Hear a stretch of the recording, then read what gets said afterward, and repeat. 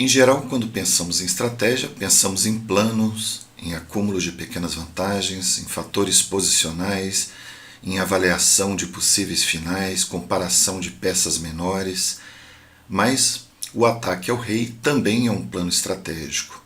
A estratégia não exclui um jogo de ataque. E nessa partida entre Anatoly Karpov e Mark Taimanov, nós vamos ver como o Karpov acumula uma série de pequenas vantagens posicionais e, num dado momento, a partida converge para um ataque ao rei. Vamos à partida. Karpov começou com E4, Taimanov jogou C5, cavalo F3, E6, D4, C toma D4, cavalo toma D4. A6, essa é a variante Kan. A variante Kan deixa o bispo ainda livre aqui na diagonal, muitas vezes é desenvolvido por C5 ou B4. Aqui Karpov jogou o bispo D3 e seguiu o bispo C5. Cavalo B3 e Taimanov jogou o bispo B6, que não é o melhor na posição. Aqui é possível o bispo A7, mas o melhor é bispo E7. Se dama G4, G6, seguindo com cavalo F6, D6, cavalo D7. Pode ser jogar com B5, bispo B7, uma posição típica da variante Kan. Mas aqui, depois de bispo B6, Karpov jogou roque, cavalo E7, um desenvolvimento por E7 era muito típico no jogo de Taimanov. Dama E2, para trocar o bispo de casas pretas, esse bispo que está apontando para F2, cavalo de BC6, bispo E3. Então a primeira parte do plano de Karpov é trocar o bispo de casas pretas. Seguiu o cavalo E5 e ele jogou C4. Agora criou uma espécie de marox. Depois de bispo toma E3, dama toma E3, ele não está preocupado com a eliminação do seu bispo. Se cavalo toma D3, seguiria dama toma D3, depois cavalo C3, o peão pode ir a C5. Então ele tem um domínio de casas pretas já nessa posição. Mas depois de dama E3, seguiu dama C7 e Karpov jogou C5. Cavalo toma D3, dama toma D3. Esse peão exerce uma grande pressão aqui nas casas pretas e o cavalo pode vir por D2, C4 e quando chegar nessas casas a vantagem vai ficar muito maior. Então Taimanov se livra logo do peão de C5 com B6, C toma B6, dama toma B6. Já temos aqui um fator que é a maioria na ala da dama. É muito comum nas partidas de Karpov valorizar um peão passado, geralmente na coluna B. Esse tema, então, já aparece na posição. Aqui Karpov jogou o cavalo de 1, D2, ameaçando o cavalo C4 e cheque, praticamente forçando D5. E aqui o melhor a fazer é fixar a estrutura, deixando a casa D4 bastante fraca.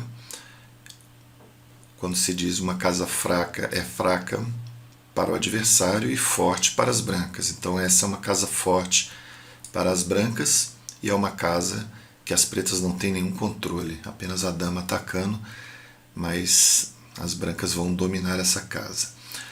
Bispo D7, torre de F, C1, Karpov joga nas casas pretas, na casa C5, casa D4 já está dominada, depois de roque, dama D4, porque teria bastante vantagem no final. Depois de dama toma D4, seguiria cavalo toma D4, a torre está ameaçando entrar na sétima e tem ainda muito domínio de casas pretas, manobra de cavalo, então uma posição excelente para as brancas. Depois de dama D4, Taimanov evita a troca e joga dama B8, ameaçando o cavalo C6. Então Karpov reforça o ponto avançado aqui, o peão de E5, depois de cavalo C6, dama E3. Repare que ele mantém o domínio das casas pretas. Torre C8, torre C5, outra casa preta para ser utilizada. A5, tentando desalojar aqui o cavalo, mas simplesmente torre de AC1, aumentando bastante a pressão na coluna, e depois de A4, cavalo de B, D4, ameaçando C6, não pode tomar em B2, e se captura ele pode tomar até de dama defendendo B2. Seguiu o cavalo A5, as pretas buscam a casa C4, Karpov troca um par de torres, torre toma C8, bispo toma C8 e B3, evitando a atividade da peça preta.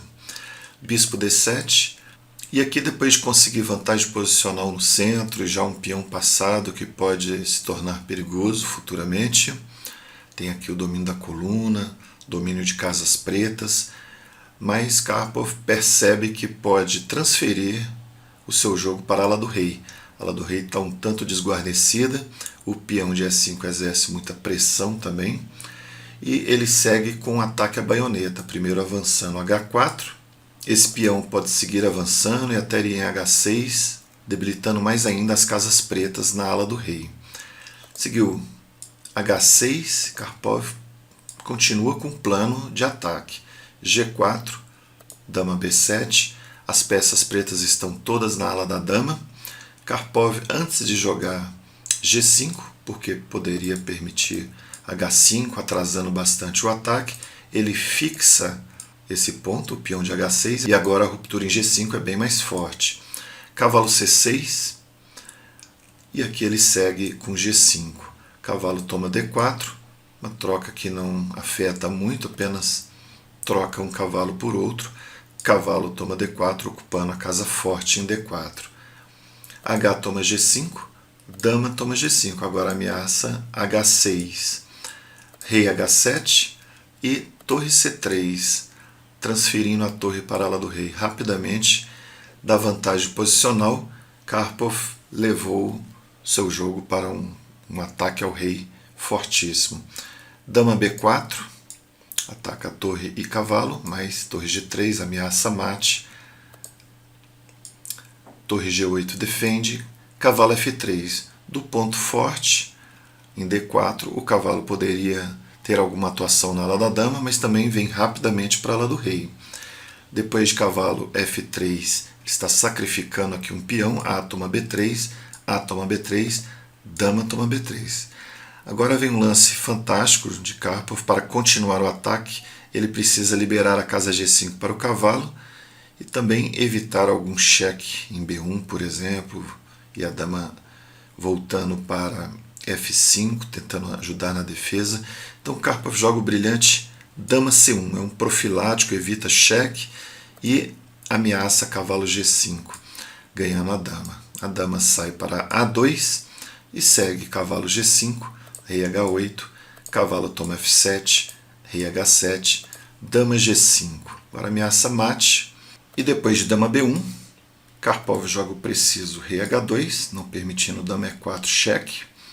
E aqui, mesmo que a dama se mantenha na diagonal, defendendo a casa G6, o lance é dama G6 da mesma forma, porque depois de dama toma G6, H toma G6, checkmate.